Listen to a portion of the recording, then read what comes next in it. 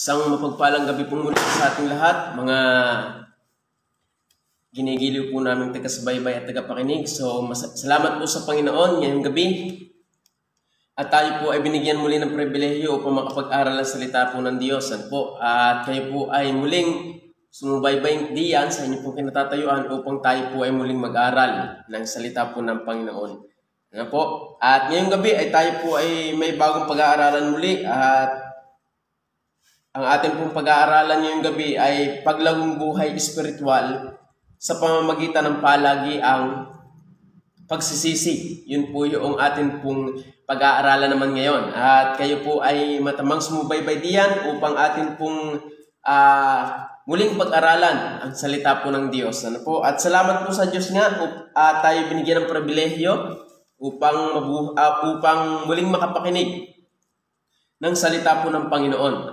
At ngayong gabi ay tayo po muling mag-aral. Akin pong babasahin yung atin pong text na pag-aaralan sa 1 John chapter 1 verse 9. Sabi po ng talata, kung ipapahayag natin ang ating mga kasalanan, ay tapat at banal siya na tayo patatawarin sa ating mga kasalanan at tayo lilinisin sa lahat ng ating kalikuan. Yan po yung sabi ng verse.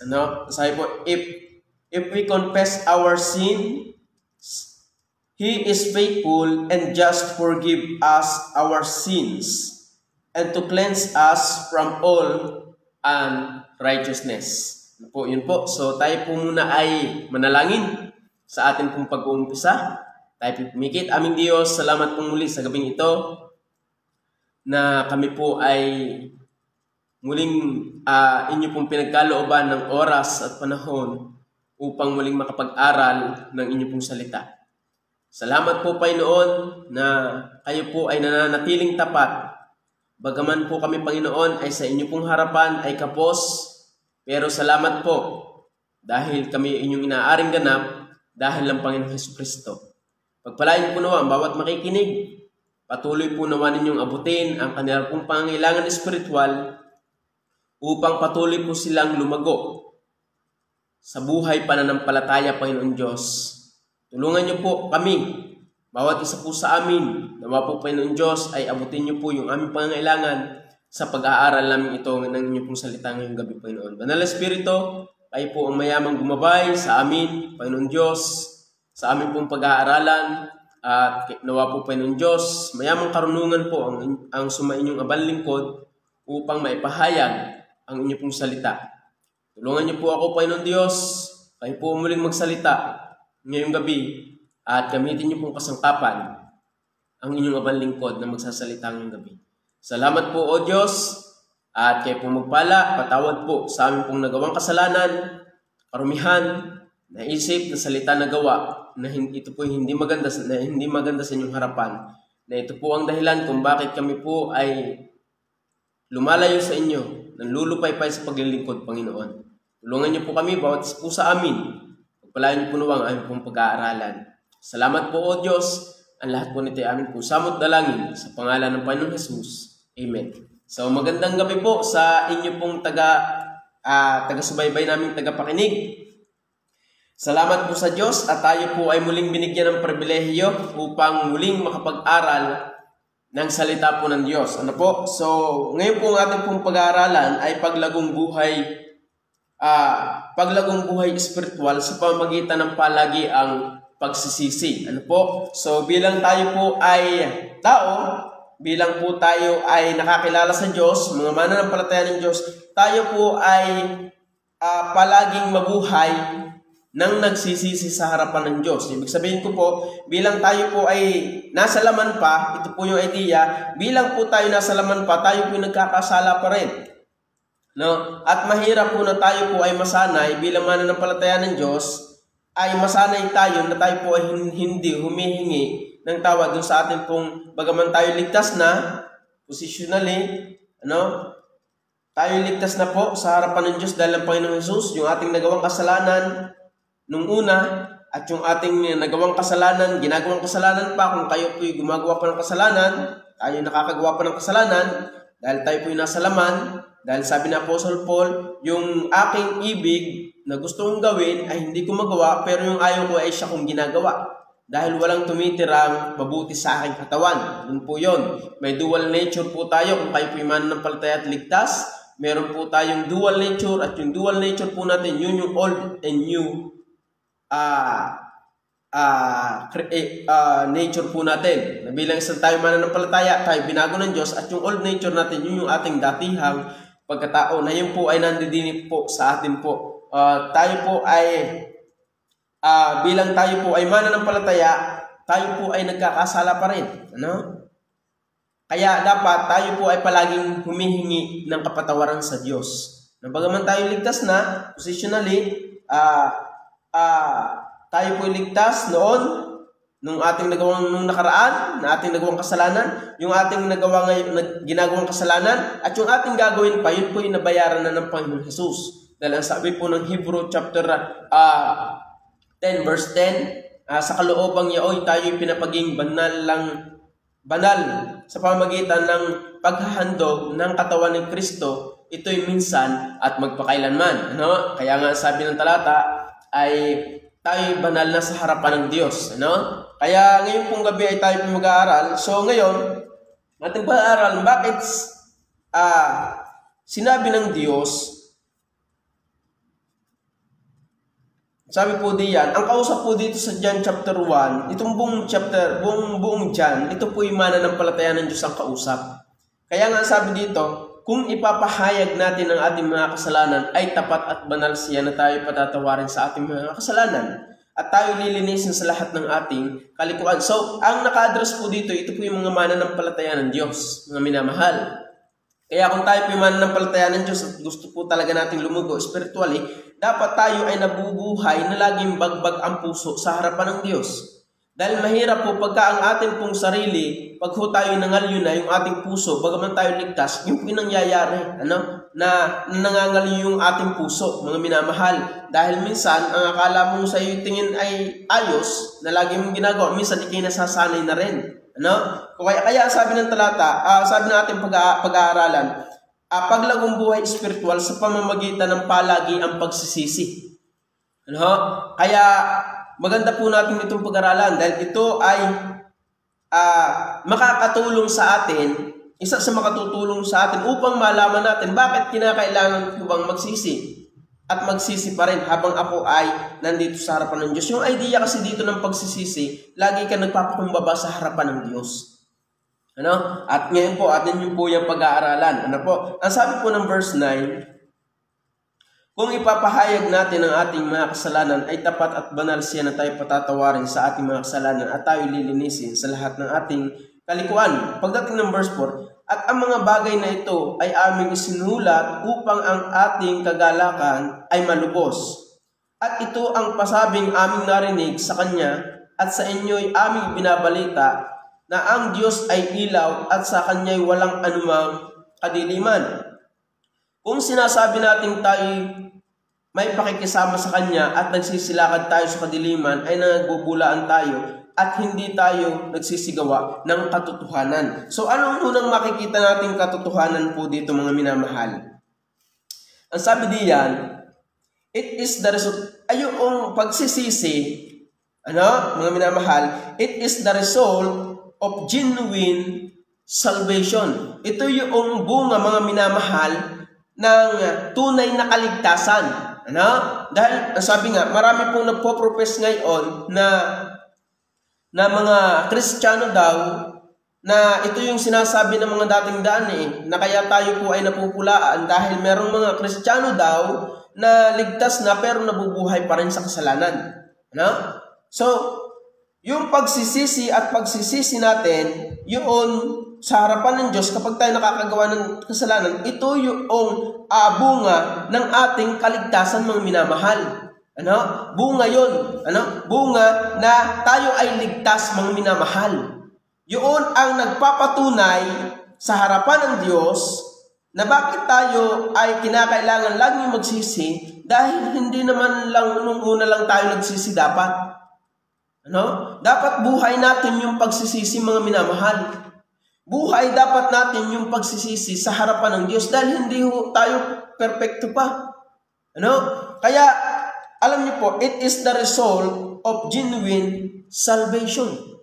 Ito yung resulta ng totoong kaligtasan na ating naranasan nung tayo naligtas. Dahil kaya nga, sabi ng dating daan na baptist, na manampalataya ka lang, ligtas ka na, ay di ayos ka nang gumawa ng kasalanan. Hindi po ganon. So bilang tayo po ligtas, kaya tayo inuutusan ng Diyos na magsisi upang tayo po ay hindi mangalyo yung ating puso sa kasalanan. Dahil yung repentance heart, yun yung gusto ng Diyos na makita sa atin dahil ito po ang bunga ng iyong kaligtasan. Pero kung ikaw naman ay tinanggap mo ang Panginoong Jesucristo sa iyong buhay, and yet, walang repentance heart na nakikita sa iyong buhay, walang pagsisising puso sa iyong buhay, hindi po yan totoo. Dahil ang tunay po na naligtas, dapat ito po ay buhay ang pagsisisi. Dahil hindi pa po tayo perfecto. Kaya nga sabi po ng talata diyan, sa verse 7, ngunit kung tayo nagsisilakad sa liwanag, na gaya niyang nasa liwanag, ay may pakikisama tayo sa isa't isa at nililinis tayo ng dugo ni Jesus na kanyang anak sa lahat ng kasalanan. Ano? So, sabi po ng verse 8, kung sinasabi natin tayo walang kasalanan, ay ating dinadaya ang ating sarili. So, ang idea po na yan, kung tayo po ay mananampalataya ng Diyos, tayo pinagkakasala pa rin. But, ang sabi ng verse 9, kung ipapahayag natin ang ating mga kasalanan, bagaman tayo nagkakasala sa harapan ng Diyos, mga minamahal, mga mananampalataya ng Diyos, bagaman tayo ligtas, tayo nagkakasala pa. Pero ito yung gusto ng Diyos sa ating gawin natin, mga mananampalataya ng Diyos. Kung ipapahayag natin ang ating mga kasalanan ay tapat at banal. Ang Diyos naman po, hindi po, pag tayo nakagawa ng kasalanan, hindi po nagagalit ang Diyos because of Christ. Ano? Dahil lang Panginoong Jesucristo na ating sinampalatayanan. Siya po yung, hindi naman sa ating performance Dahil lang Panginoong Jesus, kaya tayo inaaring ganap. Kaya nga sabi ng talata, kung ipapahayag natin ang ating mga kasalanan, ay tapat at banal siya na tayo patatawarin sa ating mga kasalanan at tayo lilinisin sa lahat ng ating kalikuan. Pagdating ng chapter 2 verse 1, mumunti ko mga anak, ang mga bagay na ito ay sinulat ko sa inyo upang kayo huwag magkasala. At kung ang sino man ay magkasala, ay may tagapamagitan tayo sa Ama, si Jesucristo ang matuwid. Yun po yun. Kaya ang gagawin po natin mga minamahal, habang tayo po ay nandito po sa buhay na ito, dapat buhay na po natin yung pagsisisi. Ano? Lahat po ng mga mananampalataya, tayo po bilang sa mananampalataya, hindi maaaring hindi tayo magkakamali. Ano? Kaya sabi ng ating pamagat, paglagong buhay espiritual sa pamamagitan ng palagi ang pagsisisi. At ang dahilan po kung bakit gusto ng Diyos na makita sa atin yung repentance heart every day upang tayo ay tumawag lamang sa Kanya. Upang ang ating puso ay hindi mangalyo sa kasalanan. Ano? Kaya sabi po ng talata diyan, verse 10, kung sinasabi natin tayo hindi nagkakasala, ay ating ginagawang sinungaling siya at ang kaniyang salita ay wala sa atin. Mga minamahal, mga mananampalataya ng Diyos, natural lang na ikaw ay magkasala. Pero ito po, mga mananampalataya ng Diyos, pero wag ka nawang mabuhay, wag nawa tayong mabuhay doon sa kalalagayan na tayo nawiwili na sa kasalanan. Dahil ang kasalanan po'y nakakahibang. Mga minamahal, yan po'y nakakahibang. Ang kasalanan po ay nakakahibang. Kaya pag tayo po ay hindi po tayo sensitibo sa ating mga nagagawang kasalanan, baka tayo nahihibang na sa paggawa ng kasalanan. Kaya ang gusto ng Diyos, lagi tayong may repentance heart sa Kanyang harapan.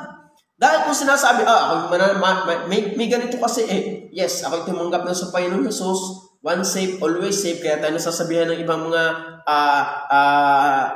sekta na once saved, always saved, pero nabubuhay sa kasalanan. Hindi po yung totoo. Na kung ikaw ay ligtas, dapat ikaw ay hiwalay sa kasalanan. Pero kung sinasabi mong ligtas ka, and yet, willing-willing ka sa paggawa ng kasalanan, teka muna, ibang usapan po yan. Ano? Dahil sabi nga, natural lang na tayo madulas sa tubog. Ano? Sa kanal. Pero iba na yung ibang usapan na yun pag ikaw ay naglulubalog na sa kanal. Ano? Kaya natural lang mananampalataya dahil tayo nasa katawang laman pa. Pero huwag natin gagawing lisensya yun. Natural lang na tayo po ay nagkakasala pa dahil tayo nasa katawang laman. Pero hindi na po natin buhay yung pagkakasala. Hindi na po natin buhay nung tayo katulad nung hindi pa mananampalataya at ngayong mananampalataya, may bigat dapat sa atin pag tayo nakakagawa ng kasalanan. At yung bigat ng kasalanan na yun na ating nagawa, yun dapat ang nagtutulak sa atin upang laging humingi ng tawad sa Diyos. Dahil kung ikaw ay hindi nabibigatan, kung tayo ay hindi nabibigatan dun sa ating nagagawang kasalanan, hindi po yung totoo. Kaya mga minamahal, ang buhay pananampalataya po ay merong pagsisisim puso lagi. No? Yun po yung sinasabi po ng talata. Dahil nung si Haring David po ay nagkasala, hindi po nawala yung kaligtasan, but ang idea po nung si Haring David ay nagkasala, ramdam niya ang bigat ng kasalanan. No? Kaya ang sabi niya ay maawa ka sa akin, O Diyos. Have mercy upon me, O God. Yun ang gusto ng Diyos na tayo, hindi yung ikaw nagkasala ka na ay ikaw pa yung matapang. Meron pong ganyan. Ay, pakala mo, no? Buhay ko ito. Yan. Ano? Pero yung mga mananampalataya ng Diyos, dapat tayo, bilang isang mananampalataya ng Diyos, dapat tayo sensitibo sa kasalanan. At yun po yung gusto ng Diyos na gawin natin upang tayo po ay patuloy at tumuyag sa ating buhay pananampalataya. Dahil kaya po, isa sa dahilan, kaya po ang mga mananampalataya ng Diyos ay nagkakaroon ng tinatawag na paglayo sa Diyos, paglayo sa Diyos dahil lang sila po ay nakakagawa ng kasalanan na hindi naman nila naiintindihan na kung tayo lamang ay lalapit sa Diyos, siya'y tapat at banal na tayo patatawarin sa ating mga kasalanan at tayo lilinisin sa lahat ng ating mga kalikuan. Actually, tayo nga linis na eh. Yung ating nagawang kasalanan, yung ating ginagawang kasalanan, at yung ating gagawing kasalanan, yun po linis na sa harapan ng Diyos. Ano? Kaya lang tayo, kaya ang gusto ng Diyos sa atin, na tayo po ay palagi ang may pagsisisi ang puso, dahil ito po ang patuloy at ito po ang nagtutulak sa atin upang lalong lumapit sa Diyos. Ano? Dahil tinan nyo, ang matigas ang ulo, hindi po yan, yung nakakagawa ng kasalanan at walang repentance heart, hindi po yan nagsisisi. At yan po yung laging ilang. Ano po? Kaya, it is the result of our genuine salvation. Yun po ay nagpapakita lamang, ito'y bunga ng ating tunay at ating totoo na tayo'y ligtas. Ano?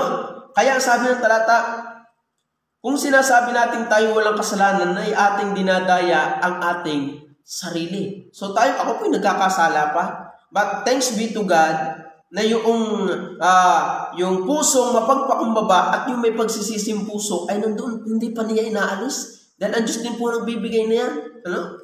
Dahil tayo likasutat sa atin bilang isang tao, tayo po'y rebelde sa Diyos. Kaya ang gusto ng Diyos sa atin, yung repentance heart, yung may pagsisisim puso. Ano?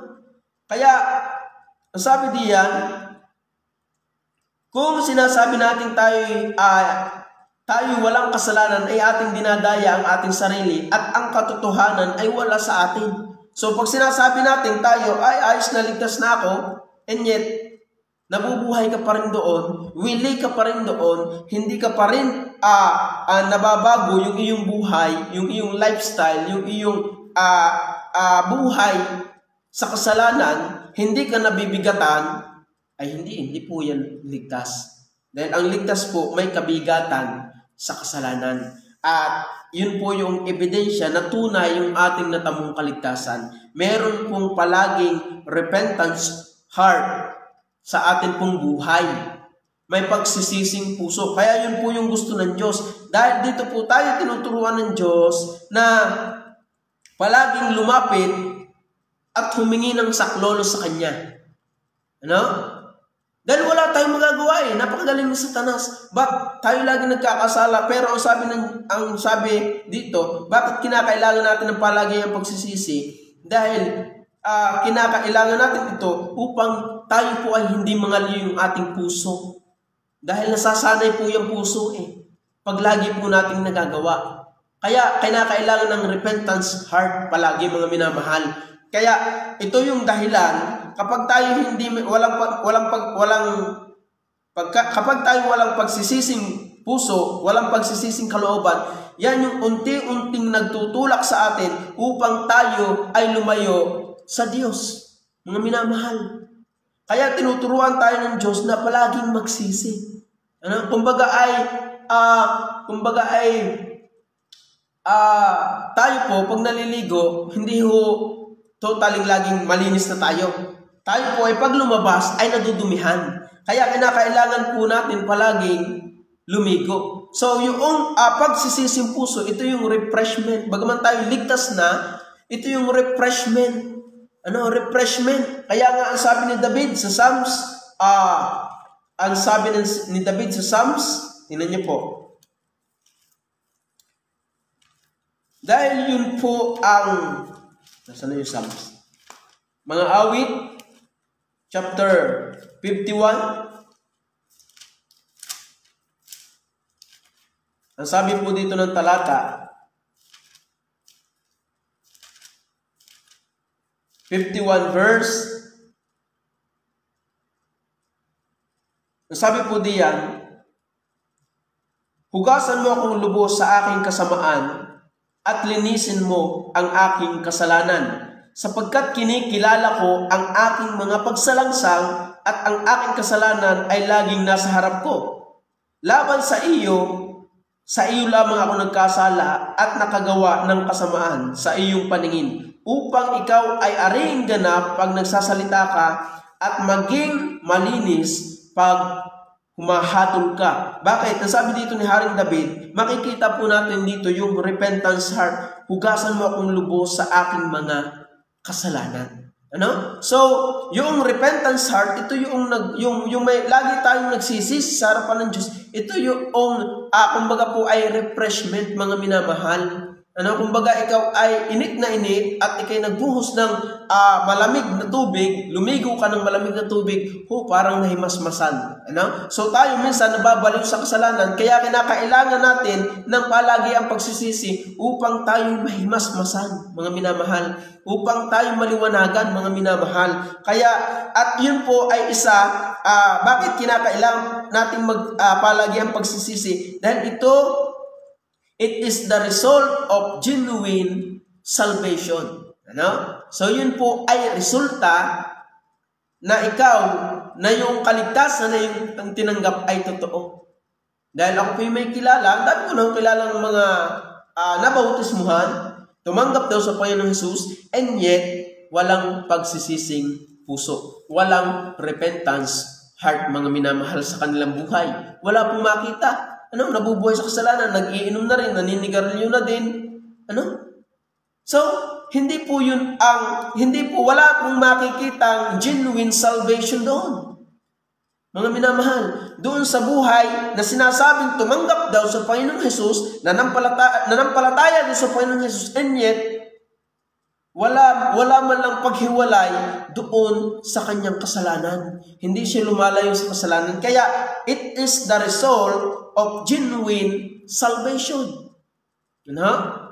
Kaya mga minamahal po namin taga-subaybay at taga-pakinig, ito po yung sinasabi, bakit kinakailangan natin ng palagi ang may pagsisisi, mga minamahal, upang yung ating puso ay huwag masanay na sa paggawas ng kasalanan, huwag maging kalyo.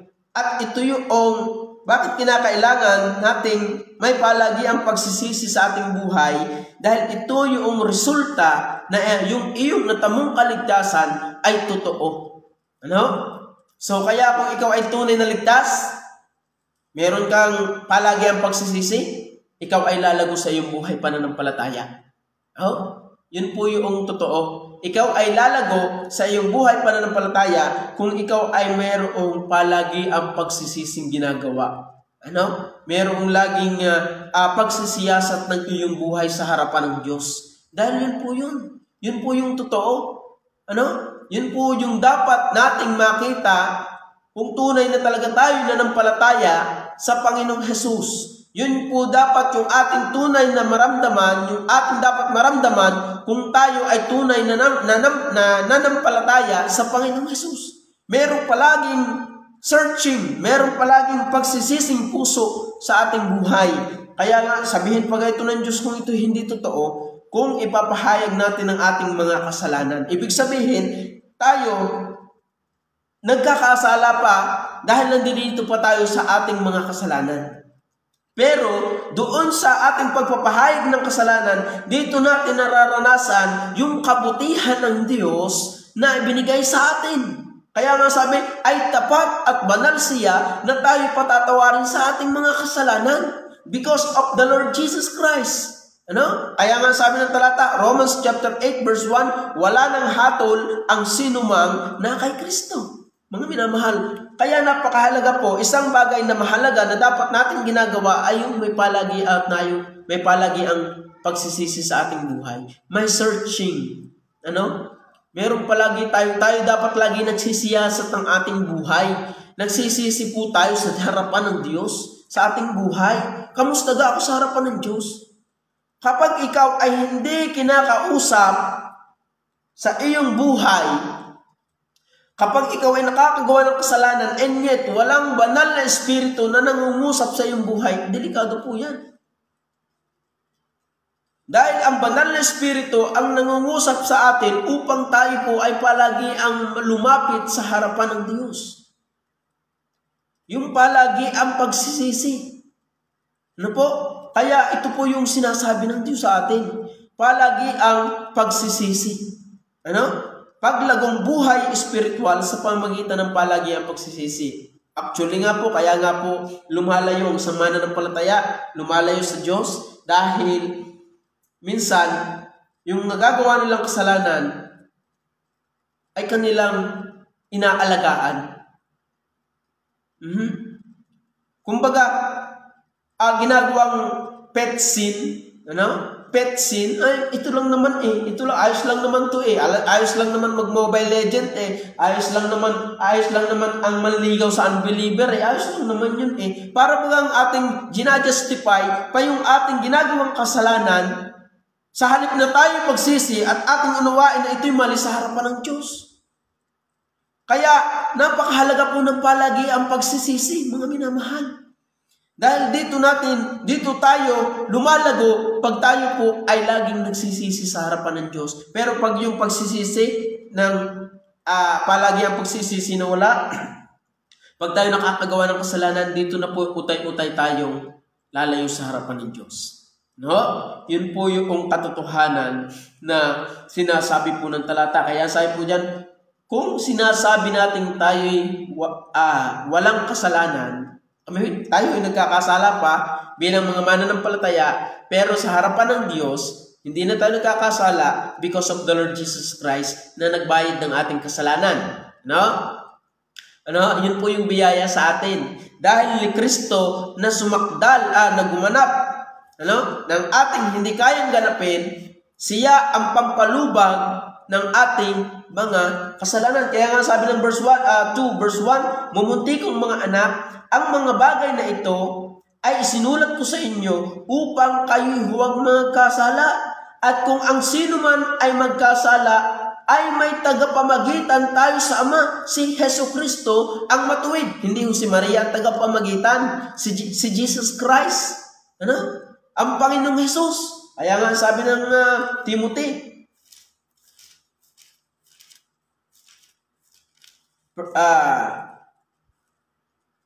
1 Timothy chapter 2 verse 5, sapagkat may isang Diyos at may isang tagapamagitan sa Diyos at sa tao, ang taong si Hesus Kristo. Ano? Yun po yung sabi. Kaya tayo po, ligtas na po tayo, pero hindi po natin maiwasan dahil tayo nasa katawang laman pa, tayo nagkakasala pa. Lahat ng heroes of faith sa Bible ay sila po yung nagkakasala, and yet hindi po nawala sa kanila yung repentance heart, yung pagsisising puso. Si David po yung nagkasala, pero ang sabi niya, maawa ka sa akin, O Diyos. Hindi po siya, hari po siya, dapat po siya, ano pakailan mo? Hari ako. Ano ba? Yung kanyang pagiging, yung pusong mapagpakumbaba, yun yung nagtutulak sa kanya upang lumapit sa Diyos at magsisi. Mga minamahal. Kaya salamat sa Diyos, biyaya ng Diyos na tayo po ay ligtas, at kung tayo po ay ligtas, dapat buhay po natin yung pagsisising puso. Dahil pagka tayo hindi ho nagsisisi, diyan po kumakapal yung ating puso, nasasanay tayo sa kasalanan. At ang tendency po na yon, kaya hindi ho ako naniniwala na kaya sila lumayo ay dahil wala lang. Kaya mga mananampalatayang ligtas, pero siguro na may ligtas ng hina lang. Ano? Kaya ho sila lumayo dahil wala lang. Hindi po yun. Meron pong dahilan kung bakit sila lumayo sa buhay paglilingkod at ultimong yung nasa ministry na wala. Dahil meron po silang inalagaang kasalanan na ito po hindi inihihingi ng tawad sa Diyos. At maaari pong mangyari yun sa atin, bawat isa po sa atin na nandito ngayon, maaaring mangyari sa atin yun kapag tayo po ay walang pagsisising puso sa harapan ng Diyos. Ano? Wala akong malakas. Si Kristo lang ang malakas. But kung tayo po ay nakatingin sa Panginoong Jesus at meron po tayong humble heart, may pagsisising puso, doon po tayo tatatag. Ano? Si Kristo po ang ating kalakasan. Yan po yung katotohanan. At ano sabi pa po? Number 2. Ano? Una, it is the result of genuine salvation. Pandalawa, ang sabi po ng verse 6.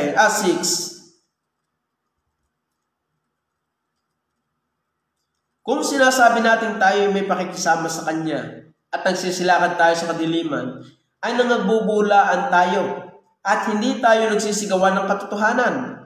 Ngunit kung tayo nagsisilakad sa liwanag, na gaya niyang nasa liwanag, ay may pakikisama tayo sa isa't isa at nililinis tayo ng dugo ni Jesus na Kanyang anak sa lahat ng kasalanan. Pandalawa, paglagong buhay spiritual sa pamamagitan ng palagiang pagsisisi. Kapag tayo po ay laging nagsisisi, we have a fellowship with Him. Meron po tayong fellowship sa Diyos. Ito sabi po ng verse 7, verse 6, kung sinasabi natin tayo may pakikisama sa Kanya at nagsisilakad tayo sa kadiliman, ay nangbubulaan tayo. So, kung tayo, yun nga, yung sinasabi ko, kung tayo, kaya may connection ito doon sa ating unang puntos. Kung tayo ay ligtas, nagsabing ligtas, nanampalataya sa Panginoong Jesus, tumanggap daw sa Panginoong Jesus daw, kaya mahirap yung pagtanggap dapat merong bunga, yung kaligtasan. Ano? Kung tayo talaga nanampalataya sa Panginoong Jesus, dapat, ang sabi ng verse 6, kung sinasabi natin tayo may pakikisama sa Kanya at nagsisilakad tayo sa kadiliman, ay nagbubulaan tayo.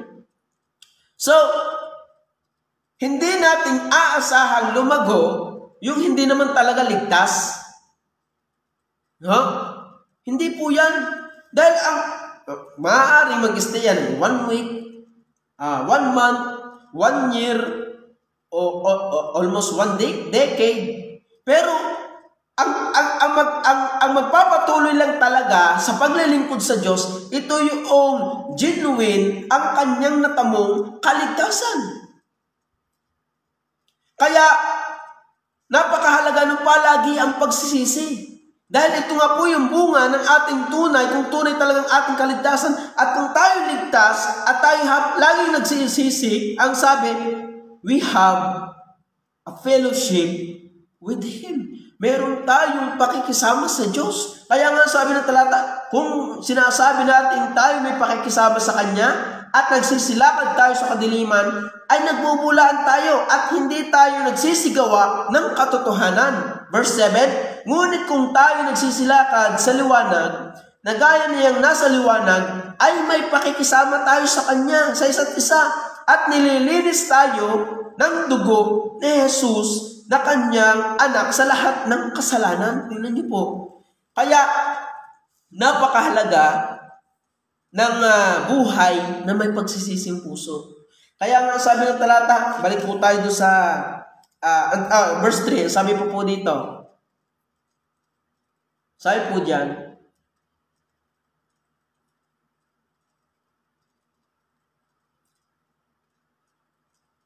yaong aming nakita at narinig ay siya rin namang aming binabalita sa inyo upang kayo naman ay magkaroon ng pakikisama sa amin. So, ang kinakausap talaga dito ay yung tunay na mananampalataya ng Panginoong Hesus, yung mga mananampalataya ng Diyos, mga minamahal. Kaya ang tunay na or genuine ang kaligtasan ay merong fellowship sa Diyos. At kung kayo po ay laging nasa presensya ng Diyos, hindi maaaring hindi kayo lalago sa inyong buhay pananampalataya.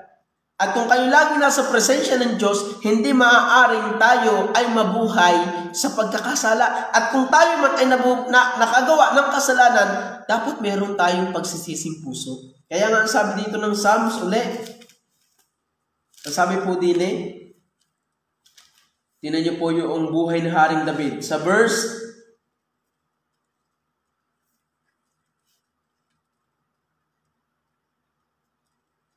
John 3:19 muna po tayo. Sabi po diyan. Sabi po din John chapter 3 verse 19. At ito ang kahatulan na naparito ang ilaw sa sanglibutan at inibig pa ng mga tao ang kadiliman kaysa ilaw sapagkat masasama ang kanilang mga gawa. Take note, ito po, kung talagang tunay ang iyong natamong kaligtasan, dapat ikaw ay nabubuhay sa ilaw. Sabi po ng verse 20, sapagkat ang bawat isa na gumagawa ng masama ay napuput sa liwanag, sa ilaw. Tama naman po. Alam niyo po, yung mga gumagawa, may kabulastugang ginagawa, hindi lantaran ng kanilang paggawa. Laging palihim. Ano? Pag kami tumitira ng mangga, sa amin sa Siko, ay uso yun sa amin Dati ako yung dati. Ano? Kaya, example ko po ngayon. Nung kami ay mga magbabarkada kami hinatambay lagi dun sa kanto. Pag kami hinatira ng mangga, hindi umaga makikita kami. Gabi. Para hindi kami makita, aakitin namin yun. So, doon kami kukuha, at aming ipupulutan. Mag-iinom kami. Ganon din po, pagka kami kukuha ng lansones, pupunta kami sa ilog gabi. Hindi umagat, kami mahuhuli. Kaya sabi ng talata, verse 20 dito, sapagkat ang bawat isa na gumagawa ng masama ay nabubuot sa ilaw. Kaya ranas na ranas ko po, yung pag ikaw ay nabubuhay sa kasalanan, ay hiwalay ka sa katotohanan. Hiwalay ka sa katotohanan. Kaya, kung tayo po ay tunay na naligtas, genuine yung ating natamong kaligtasan, we have fellowship with Him. We have fellowship with Him. Kaninong Him? Sa Diyos. At kung tayo may fellowship sa Diyos, kung tayo ay merong pakikisama sa Diyos, dapat kapag tayo nakagawa ng kasalanan, tayo po ay namumuhi. Tayo po ay sensitibo na tayo po ay nakagawa ng kasalanan. Patawad po Diyos dahil ako po ay nagkasala. Kaya we have a fellowship with Him. Ang sabi po ng Romans chapter 13, verse 12. Sabi po diyan, verse 21 muna. Ako muna akong babasahin yung John chapter 3, 21. 20 muna. Sapagkat ang bawat isa na gumagawa ng masama ay napuput sa ilaw at hindi lumalapit sa ilaw upang huwag masaway ang kanyang mga gawa. Tingnan niyo po. Kaya kapag tayo po ay hindi nabubuhay na walang pagsisisi, kahit ikay mananampalataya, ikaw ay talaga ilalayo sa Diyos. Hindi ka lalago. Dahil sabi po ng talata dito upang verse 20, at hindi lumalapit sa ilaw upang huwag masaway ang kanilang mga gawa. Kaya maraming mga mananampalataya ng Diyos may maling relasyon. Believer, nanliligaw sa unbeliever. At pagka hindi pinayagan ng pastor, anong mangyayari? Lalayo. Ano? Merong mga ibigang, merong mga pag-iibigang palihim. Bakit? Dahil alam na mali. Ano? Merong, ang daming kasalanan. Ano? Na ito ang dapat, na kaya inuutusan tayo ng Diyos na dapat tayo palaging nagsisisi upang tayo maging sensitibo doon sa kasalanan na ating nagagawa. At pag tayo sensitibo sa kasalanan, tayo po ay lalapit sa Diyos. Kaya sabi ng verse 21, datapwat ang gumagawa ng katotohanan ay lumalapit sa ilaw upang mahayag na ang kanyang mga gawa ay ginagawa sa Diyos. Yun po. Kaya ang halaga po ng palagi ang pagsisisi. Kung tayo po ay nakakagawa ng kasalanan and yet hindi tayo nagsisisi, bagman ikay ligtas, maaari kang manghina. At hindi ka lalago sa iyong buhay pananampalataya. Hindi tayo lalago sa ating buhay pananampalataya. Dahil nung kasalanan na nilalaro natin sa ating buhay. Hindi natin inihihingi ng tawad sa Diyos. Oo, ligtas na tayo. Pero pag ikaw ay nabubuhay sa kasalanan, malayo ka sa Diyos. Siyempre, malayo ka sa Diyos. Dahil ang sabi ng talata diyan, hiwalay ang Diyos sa kasalanan. Kaya nga sabi diyan, Romans chapter 13 verse 12.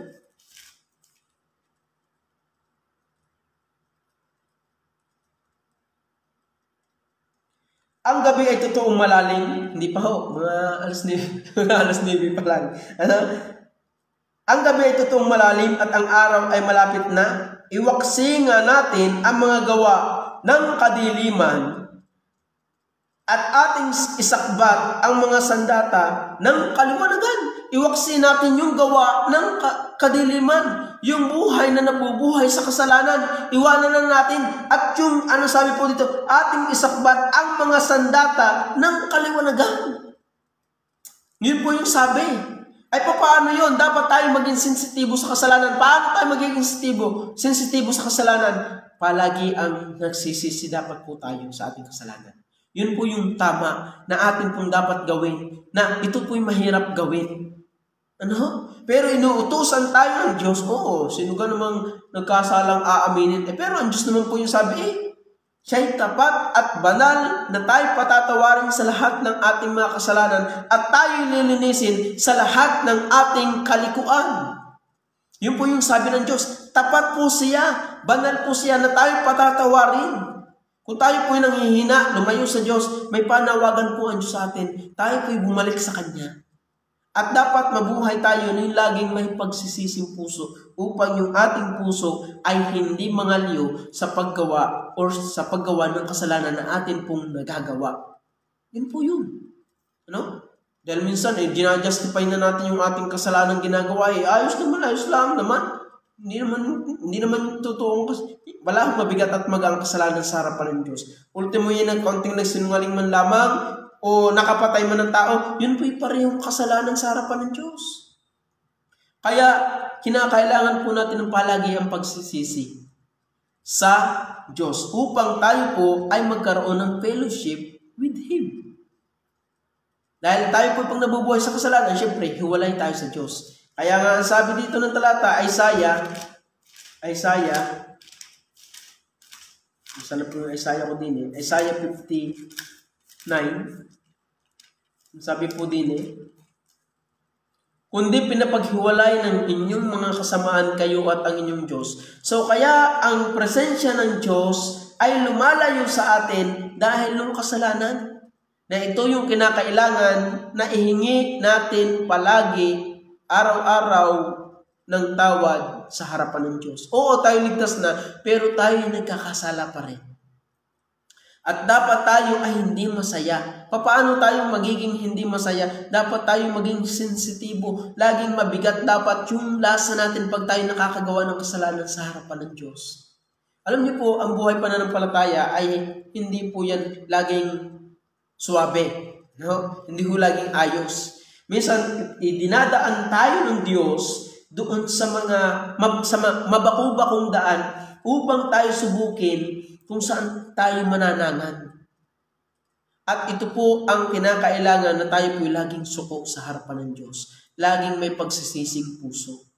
Dahil pag tayo po ay malayo sa Diyos at tayo idinaan ng Diyos sa mabako-bakong daan, dito na po tayo mawiwindang sa ating buhay pananampalataya. Dito na po tayo mawawala sa linya. Pag tayo po ay nabubuhay sa kasalanan. Kaya ang gusto po ng Diyos sa atin ay magsisi po tayo sa ating kasalanan. Kung sabi ng verse 9, kung ipapahayag natin. Ito po yung kinakausap ay mga mananampalataya ng Diyos. Kung gusto mong lumago sa buhay pananampalataya, kung gusto mong ikaw ay maging masigla sa buhay pananampalataya, dapat tayo may palagi ang pagsisisi. At para tayo lumago sa ating buhay pananampalataya, ay yung dapat meron tayo laging fellowship sa Diyos. Kapag sabi nga, pag ang nakasama mo, lagi ang kaulayaw mo yung mga magbabarik, matututo ka rin. Ako po'y natuto. Nung ako po ay hindi naman ako bata. Umidad 15. Kaya ako natutong mag-inom dahil ang aking barkada ay hindi astig. Naku naman, mahina ka pala. Hindi ka pala tunay na lalaki. Yan ang kantsawan eh. Kaya din ako natutong nanigarilyo dahil ang kasama ko yung mga naninigarilyo. So, para tayo po ay lumago sa ating buhay pananampalataya at sumaya sa paglilingkod sa Diyos, dapat tayo laging kaulayaw natin ang Diyos. So, paano yun? Paano tayo magiging kaulayaw ng Diyos? Separation. Kaya ang sabi dyan ng 1 Peter chapter 2, chapter 1, verse 15, ngunit yamang banal ang sa inyo'y tumawag, ay magpakabanal naman kayo sa lahat ng paraan ng inyong pamumuhay. Sapagkat nasusulat, kayo'y magpakabanal sapagkat ako'y banal. Yun po yung sabi ng Diyos. Hindi yung sabi po yun ng Biblia. At ang Biblia ay salita ng Diyos. Kaya kung gusto natin tayo magkaroon ng fellowship sa Diyos, dapat tayo nabubuhay na may palagi ang pagsisising sensitibo sa Diyos. At tayo po sensitibo sa kasalanan. At tayo po laging humihingi ng tawad sa Diyos. At ang Diyos ay tuwa doon. Kaya nga sabi ng talata, Isaiah uli. Ang sabi po ng Isaiah, chapter 57. Isaiah 57. Kung ako hindi nagkakamali, 15. Arinya. Sapagkat ganito ang sabi ng mataas at matayog na tumatahan sa walang hanggan na ang pangalan ay banal. Ako'y tumatahan sa mataas at banal na dako na kasama rin naman niya na may pagsisisi. So, sino yung kasama ng Diyos? Yung may repentance heart. Pero, ang sabi ng Isaiah 59, kundi pinapaghiwalay ng inyong mga kasamaan kayo at ang inyong Diyos. So kaya tayo ay malayo sa Diyos dahil tayo nabubuhay sa kasalanan. Pero kung tayo nabubuhay ng may pagsisising puso, ang sabi diyan, sapagkat ganito ang sabi ng mataas at matayog na tumatahan sa walang hanggan ng pangalan ay banal. Ako'y tumatahan sa mataas at banal na dako na kasama rin naman niya na may pagsisisi at pagpapakumbabang loob. Yun po yung sabi ng Bible. May pagsisisi at may pagpapakumbabang loob. Repentance heart. Ang sabi po diyan, for thus saith the high and lofty one that inhabited eternity, whose name is holy. I dwell in the high and holy place with him also that is of a contrite and humble spirit. Contrite, yung may pagsisising puso. Kaya, napakahalaga po yung palagi ang pagsisisi. Pagsisiyasat ng ating buhay. Paghingi ng kapatawaran sa Diyos. Sabi ko nga, sabi ng Apostle Paul, yung gustong kong gawin ay hindi ko ginagawa, pero yung ayaw kong gawin ay siya kong ginagawa dahil walang tumitirang mabuti sa aking sarili, sa aking katawang ito. So, yung sarili, itong lamang ito yung lumalaban sa gusto ng Espiritu. Ang gusto ng Espiritu, ng Banal na Espiritu, ng Diyos na tumataan sa atin, ng Banal na Espiritu, ay mabuhay tayo sa kabanalan. Pero dahil ng lamang ito na lumalaban sa kagustuhan ng Banal na Espiritu, kaya tayo nagkakasala pa. But, sa harapan ng Diyos, tayo banal na because of the Lord Jesus Christ.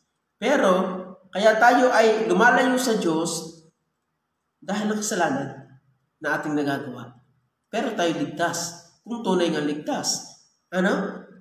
Una, it is the result of genuine salvation. Pandalwa, to have fellowship with Him. Pantatlo, ang sabi po ng talata sa verse 4, at ang mga bagay na ito ay aming sinulat upang ang ating kagalakan ay manubos. Number 2, to be glad in His presence. Bukod yung fellowship, maaari naman fellowship na kayo pag-fellowship ka sa Diyos, pero wala yung gladness. Alam mo yung ikaw ay may tao, alam mo yung ikaw ay nakikisama na lang pero hindi ka na masaya. Yeah? Meron ganon, yung nakikisama ka na lang pero hindi ka masaya. Parang sa isang relasyon, hindi na kayo masaya. Pero paano ngayon? Hindi ka na masaya, hindi na kayo masaya. Para sa mag-asawa, hindi na masaya dahil may nalilimutan. Kaya sabi ng talata, at ang mga bagay na ito ay aming sinulat sa inyo upang ang ating kagalakan ay malubos. Malubos. Yung kagalakan. Gusto nyo bang magalak? Yung inyong kagalakan ay malubos? So, dapat tayo ay laging may pagsisising puso. Dahil ang kagalakan ay nasa Diyos. Pag tayo mayroong fellowship sa Diyos, yung gladness ay nasa sa Kanya din, doon tayo pagagalakin ng Diyos. Kaya imposible na ang taong masaya sa isang tao ay lumayo. Kaya nga ako mayroong may sanggang dikit May sanggang dikit. Yung aking barkada, nung ako yung elementary high school, bakit? Yung gusto ko ay hilig din niya. Yung hilig ko ay hilig din niya. So, kaya kami magkatama. So, para tayo ay sumaya sa Diyos, dahil nasa Diyos mismo ang kagalakan, sabi nga, in thy presence is the fullness of joy. Hindi ho kay Inday ha. Kay sa Diyos. In thy presence is the fullness of joy. Nasa Diyos ang kagalakan, ang kapuspusan ng kagalakan. So, para tayo magalak, ang sabi ng Diyos, ang kasama ng Diyos ay sa Isaiah 57 verse 15, yung may pagsisising puso. Yun po. Gusto niyo sumaya sa Diyos? Lagi ho tayong dapat mayroong pagsisising puso. Kaya nga po mayroong mananampalataya na lumalayo sa presensya ng Diyos dahil wala ng pagsisising puso. Kaya nga sabi ng talata sa Revelation, kung ako hindi nagkakamali, chapter 3, ako lang kong babasahin. Tingnan niyo po, yan pong kagalakan sa Diyos ay nawawala Ang sabi po dito ng Isaiah chapter 3, sa anghel ng iglesia sa Efeso ay isulat mo, ang mga bagay na ito ay sinabi ng may hawak ng 7 bituin sa kanyang kanang kamay na yaong lumalakad sa gitna ng 7 kandelerong ginto. Nalalaman ko ang iyong mga gawa at ang iyong pagpapagal at pagtitiis. Ito po ang church sa Efeso. Tingnan niyo po, magaling. Nalalaman ko ang iyong mga gawa at ang iyong pagpapagal, naglilingkod, ang iyong pagtitiis, at hindi mo matiis ang masasamang tao at sinubok mo ang mga nagpapanggap na apostol at sila'y hindi gayon. At nasumpungan mo silang mga pawang bulaan. Talagang mainit, matindi sa pananampalataya. Pero sabi dito, at may pagtitiis ka at nagbata ka dahil sa aking pangalan at hindi ka napagod. Ngunit mayroon akong laban sa iyo, na iyong iniwan ang iyong unang pag-ibig. So yun pala po, naglilingkod na lang, yung Church of Efeso ay naglilingkod na lang for the sake na sabi ng Diyos Sabi ng Diyos Sabi ng Diyos, gawin ko ito gawin ko ito At tulig sa inyong mga hindi mananampalataya Pero yung kagalakan, yung unang first love, yung unang ikay nakakilala sa Diyos, ay nawala na. Yung init mo, yung unang pag-ibig sa Diyos. Kaya, yung gladness, ginagawa nila ang Church of Efeso dahil for the sake na sabi gawin Pero sabi, yung gladness mo sa Diyos talaga, yung kagalakan sa Diyos, yung pag-ibig mo sa Diyos ay nawala na. Kaya mahirap po sa isang relasyon pag nawala na yung pag-ibig, nanlalamig.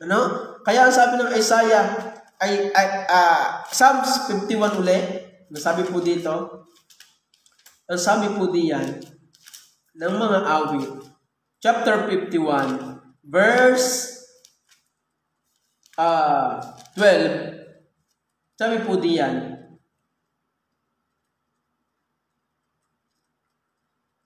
ibalik mo sa akin ang kagalakan ng iyong pagliligtas at alalayan ako ng kusang espiritu. Restore unto me the joy of thy salvation. Ang kaligtasan po hindi nawawala, pero yan po ay pag kayo po'y nabubuhay at nahihibang sa kasalanan, yan po ay parang, Kaya po tayo ay parang, kaya tayo lumalayo sa Diyos at nahihibang sa kasalanan dahil ang sabi ng talata, ang sabi dito ni David, yung siya po nagkasala kay Bathsheba, restore unto me the joy of salvation.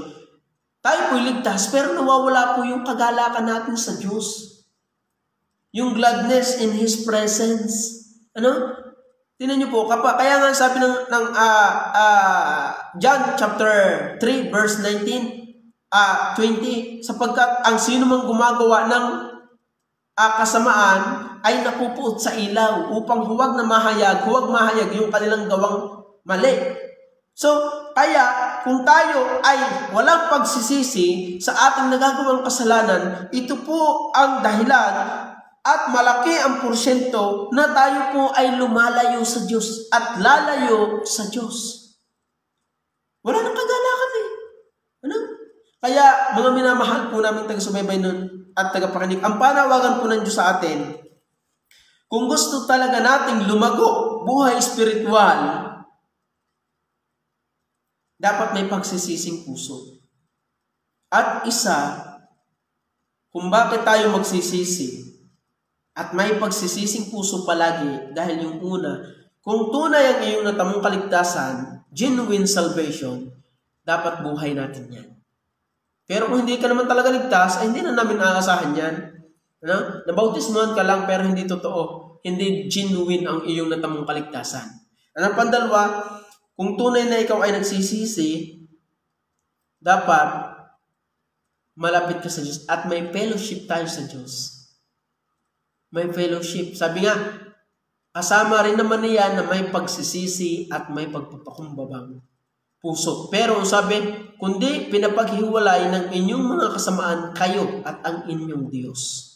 So, sino ang naghiwalay sa atin? Yung kasalanan. Kaya maraming mga mananampalataya, backslider, lumalayo sa Diyos, malayo sa Diyos, iniwan na yung ministry, iniwan na yung gawain ng Diyos, maging pagsimbay na wala na dahil ng kasalanan.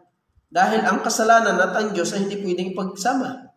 So, kung ikay nahihibang sa kasalanan, automatic lalayo ka sa Diyos. Yun po yung totoo. Pero kung ikay mabigat sa iyo, ikaw ay nanghihirapan sa kasalanan, nahihirapan ka sa kasalanan, nagsisisi ka, lagi kang palapit sa Diyos. Yun po. At pantatlo, pag ikaw ay nagsisisi, may fellowship sa Diyos, nasabi, to be glad in His presence. Dahil sabi ng talata, in thy presence is the fullness of joy.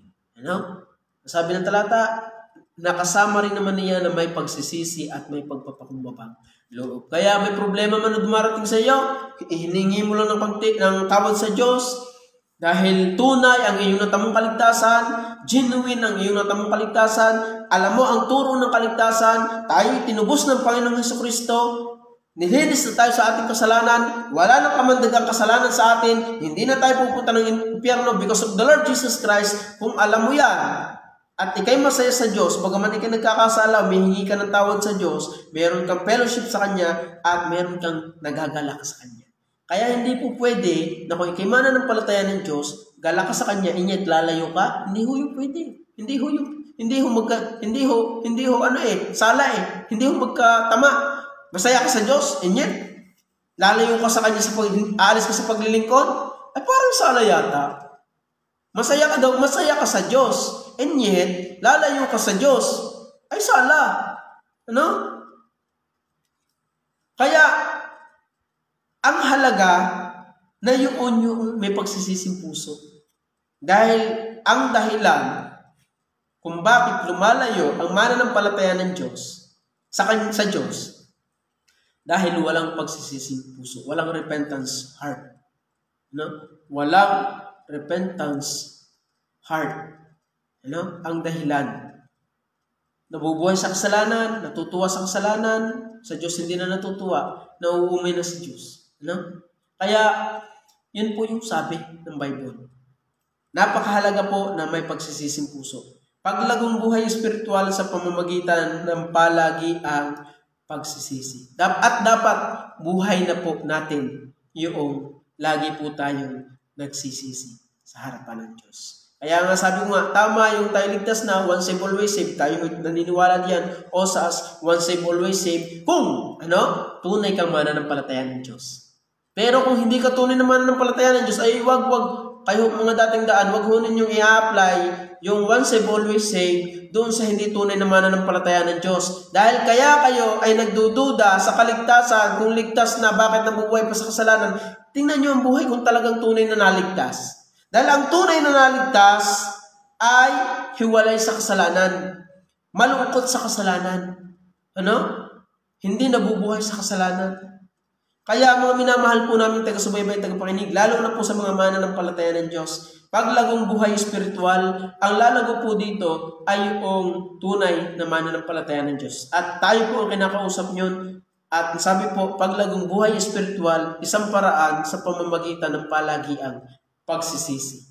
Yun po yung sabi ng Diyos. Kaya mga minamahal po namin taga-subaybay at taga-pakinig, yan po yung sabi ng Diyos.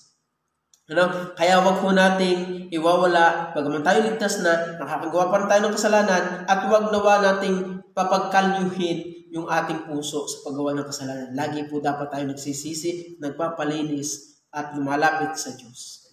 Tayo pinadudumihan pa, nasa lupa pa tayo. Dapat, sabi ko nga, pag tayo naligo, hindi automatic, linis na agad tayo. Pag tayo naligo, tayo ay nagbangbang diyan or naghukay diyan or kung etc. anong ating ginawa, tayo papawisan at mag-aamoy rose pa rin tayo. Mag-aamoy rose, vinegar. Kaya kinakailangan nating maligo upang tayo luminis ulit. So, ganun, ligtas na tayo.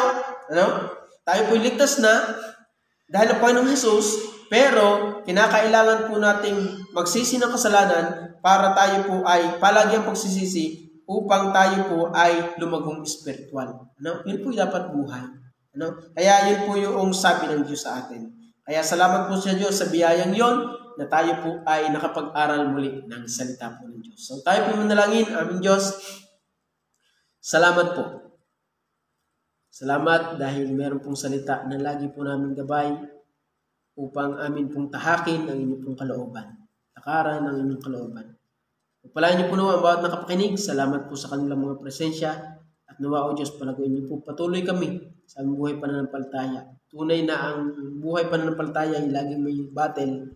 At hanggat hindi pa po kami nag-glorified body, ay nandito pa rin po ang kalaban. Pero ang paraan para po kami makapagtagumpay ay yung palagi ang pagsisisi at paglapit sa inyo. Salamat po o Diyos at pagpalain niyo po nawa muli kami sa gabing ito. Ingatan niyo po kami. Pagpalain niyo po naman ang bawat isa. Salamat po. Ang lahat po ito ay aming samot dalangin sa pangalan ng Panginoong Jesus. Amen. So, salamat po sa inyo. At next week po ulit, next Thursday po ulit, tayo po ay may online Bible study. At bukas po, kayo po ulit ay manood. Salamat po at God bless po sa inyo lahat.